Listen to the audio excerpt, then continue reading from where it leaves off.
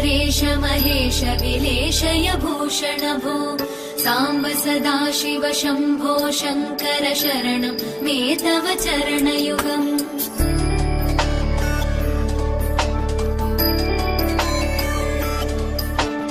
उमया दिव्य सुमङ्गल विग्रहया लिङ्गित वामाङ्ग विभो